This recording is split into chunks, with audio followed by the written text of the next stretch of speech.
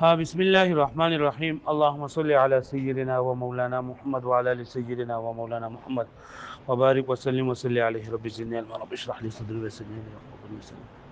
پرون سبق کې منګه د قضا اقسام شروع کړو چې موږ ویل قضا درې قسمونه دي قضا بمثل معقول قضا بمثل غیر معقول او قضا شبیه لیدا پرون دا ویل شو چې را په تقسیم کې د مسامحه ده ځکه د یو تقسیم اقسام د لاندې دا چې کوم اقسام مونږ لګي نه د یو بل سره د یو بل نقیض وي او دل لګي کدا قضا شبیه بالادا کدا عقل جایز غني جو په مثل معقول کې داخلي کو کني غني جو په مثل غیر معقول کې نه دل پکار دا چې د سی ویل قضا دوه قسمونه دي قضا محض قضا شبیه بالادا قضا محض په دوه قسمه ده قضا بمثل معقول او غیر معقول قضا بمثل معقول وي دي ته وي چې شریعت داغي کوم مثل ذکر کړی وي ناغه عقل جایز غني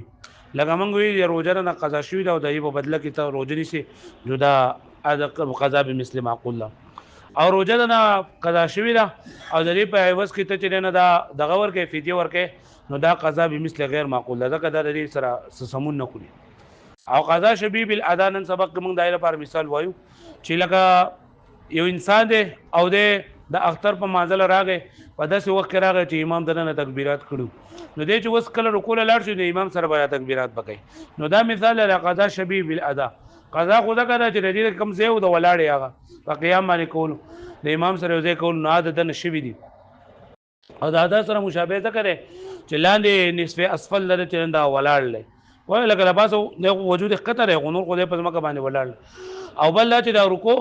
دا حکم چې دا قیام دی پیغمبر علیه الصلاه والسلام فرمایل چې چا رکوع مونږ دغه رکعاتو مونږ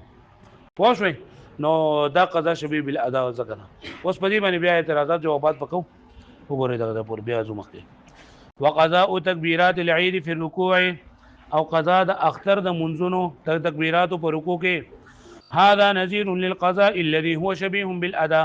دا نذیر د هاي قضا ده چې قضا شبیه بالادا وي يعني ان من ادرك الامام في صلاه العيد في الركوع چاچی اومندو امام د اختر په مانځ کې په رکوع کې وفاتت عنه التكبيرات الواجبه او فوچی دنه واجب تکبیرات فانه يكبر في الركوع دا فوت خبر کړ دي ها تو فانه يكبر في الركوع نو دې په تکبیرات په رکوع کې عندنا زمون په باندې من غیر رفع يد بغیر لاسونو چتولنا یعنی تکبیرات په لاسونو په کې نه اوچتای او بل چې په سبحان ربي العظیم بم نه وي سبحان ربي العظیم په دې باندې بسوي الله اکبر وای دا لکه یو په بل وي له سبحان ربي العظیم ویل سنت دي لاسونو اوچتول سنت دي نو دا سنت په پری رقم چې واجب کار دی هغه تکبیرات ویل اب ہوگی فانه يكبر ده بتکبیر وی په رکوع په رکوع کې عندنا زمون په باندې زمون په دې ځکه چې امام ابو یوسف رحمۃ اللہ علیہ سره و درې راغځو تلره اوس نشته اوس په بیان کوي زمون غني ځکه من غیر رفع يدين بغیر د لاسونو چتورنا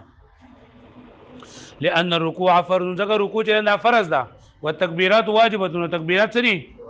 نو فیرا حالهما نو د هر رعایت په ستلګي د حالت علی حسب ما يمكن څومره چې ممکن وي نو له رکوع هم وکي او واجبات هم وکي دا تکبیرات او پاتې شو لکه د رکوع تسبیحات او لاسونو چتولو نو اما رفع اليد في التكبيرات فتكبيراتو کې لاسونو چتول ووضعها على الركبتين في الركوع او په رکوع کې دا لاسونه په زنګونانو باندې کې خودل فكلاهما سنه دندسري نو فلا يترك احدهما بالاخر نیو په بل طرف لري خو نشي مطلب دا کنه چې لکه کته لاسونو غوګونو دوی نه سي او په دې زنګونانو باندې کې جو خیر ده ځکه لاسونو په زنګونانو باندې کې خودلم سنتي او په تکبیر کې لاسونه غوګونو ته اوچتول چې نه دا هم سري سنتي لکه پوښو باندې فقيلهما سنت د مانو سنتي نیو په بل دوی نه پرې خو نشي وهذا قضاء خا وذا لك دا قضاء شبيب الادا دا نو ادا شبيب القضاء ولا پوجو باندې نه ولما كان وهذا قضاء من حيث ذات واذا باعتبار ذات سرسنه قضاء لان محلها القيام ذا محل لسره قيام ده قبل الركوع وقد فات وغس شبيه ولكنه شبيه بالاداء لكن ده شبيه بالاداء شبيه بالاداء ولي لان الركوع يشبه القيام ذا الركوع مشابه بسسره ولي لقيام النصف الاسفل ذا جلالات دي موجود ده سره قای ولاړ دی علی حال په خپل حال باندې. او دویم نمبر دلیل ولی ان من ادرک الامام فی الرکوع فقد ادرک الرکعه، وای چا چې امام رکوع کوم نو د خپل رکعت چې دا سکو وای موندو مع جميع اجزائها سره ټول اجزاونه من القيام والقراءه تقديرا، د قیام او قراءتنا تقديرا الګه پوښوي نو ګوره قیام فرض دی قرات فرض دی خو چې لکه دا رکوع موندله نو د شو چې لکه د امام سره قیام کړه قرات هم کړه.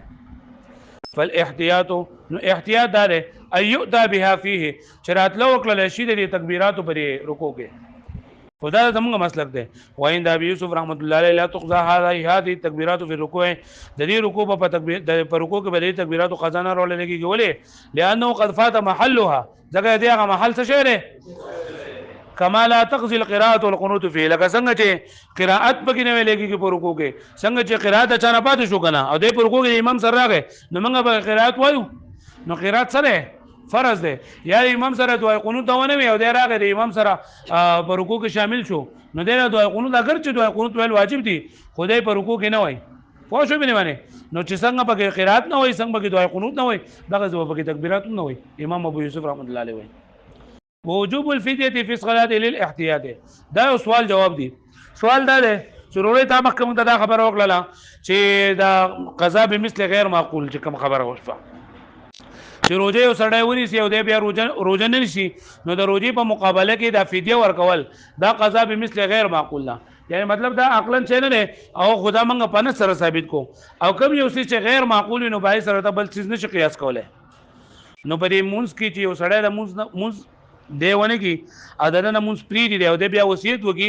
نو ددنه د یو مونږ په ایواز کې په د باندې نیم صاد وګی دی کنه لکه څنګه چې یو فطرانه په د باندې د روزې په بدل کې دا دغه شان دی مونږ په بدل کې یو سرسای په د باندې کنه وې به باندې ها نو ایدل لګي د چې دا فدیه د مانزه دا د فدیه د روزې نائب دی دا خو ته په نصر ثابت کو او غیر عقلی سیز دی نو چې دا غیر عقلی دی نو په دې باندې په دې مانزه د وجې نه ته فدیه ولې لازمه په غیر عقلی سیز باندې خو لکه بل سیز نه قیاس کیږي او دل کې تا دا مونږ د پاره چې فدیه ورکې دا قیاس کړل د روزي په فدیه باندې خبره باندې پوه شوي په خبره باندې پوه شوي ها لکه دا موږ وایو چې دا روزه چې سړی ونی ولا د روزه ادا کوي نو دا قضا به مثل معقول لګنه او د روزو په عوض کې دا فدیه ورکول دا کوم قضا ده قضا به مثل غیر معقول لګنه او قضا به یعنی دا عقلا نه ثابته او کوم څه چې عقلا ثابت نشي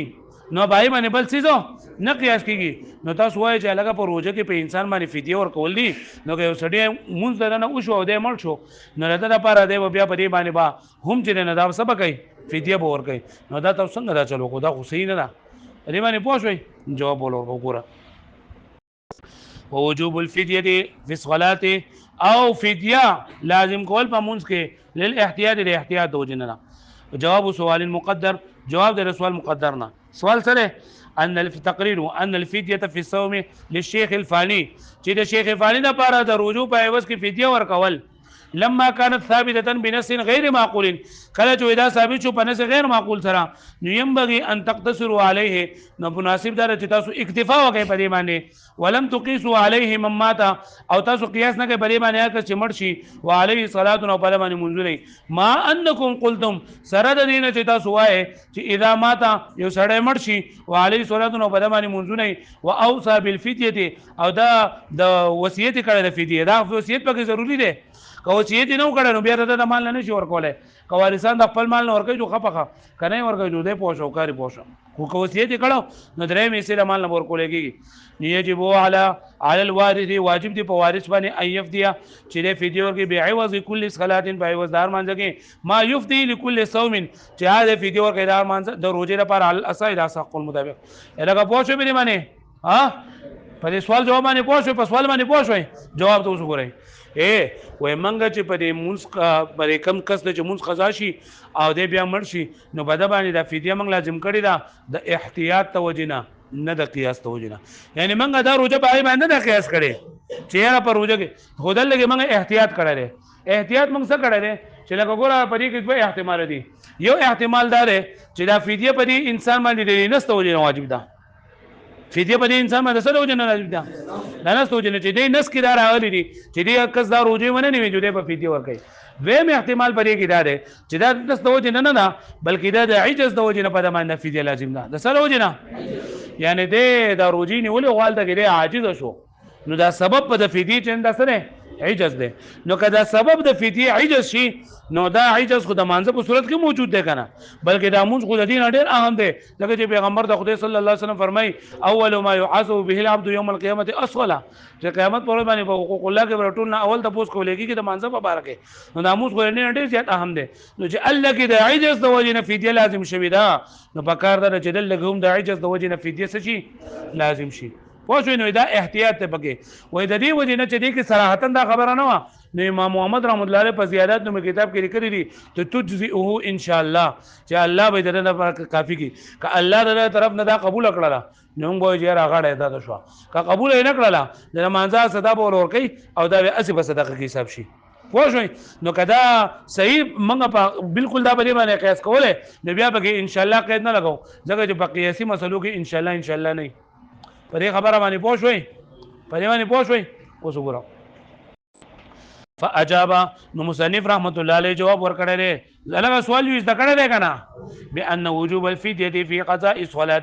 چې وجوب د فدیه په قضا د منځ کې للاحتیاط د احتیاط د واره لا للقياس د قیاس د وجنا وذلك لان النص صوم ذکر نص د روزي يحتمل دا احتمال لري ان يكون مخصوصا بالصوم چې دا خاص د سره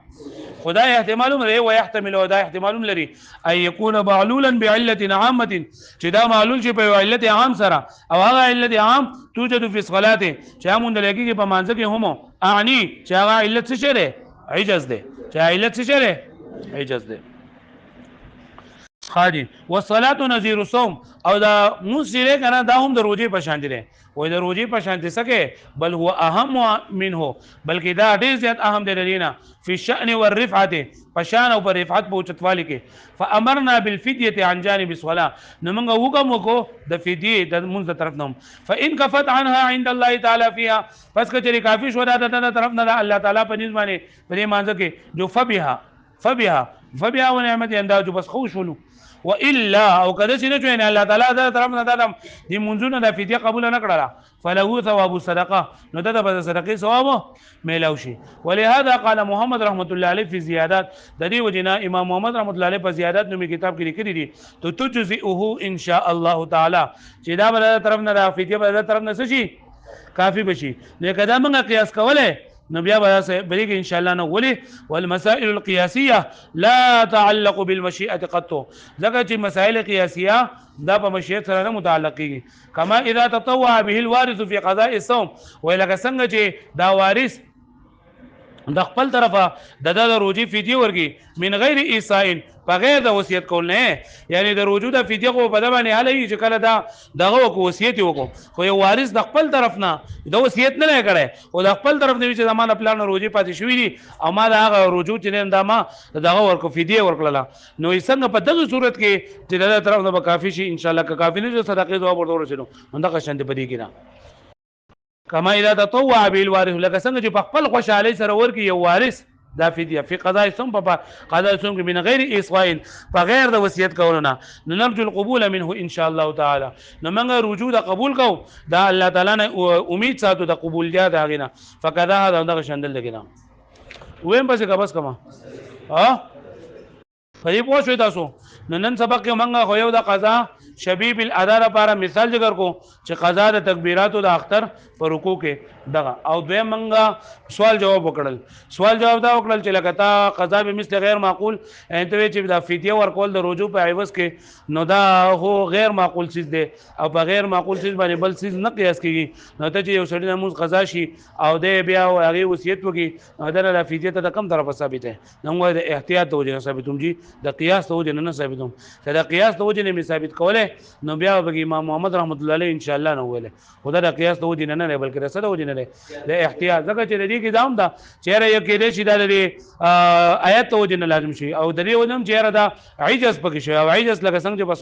صوم کې دغه چن بس کې پس ولات کې لکه پوښو به دی باندې ورواړو وي به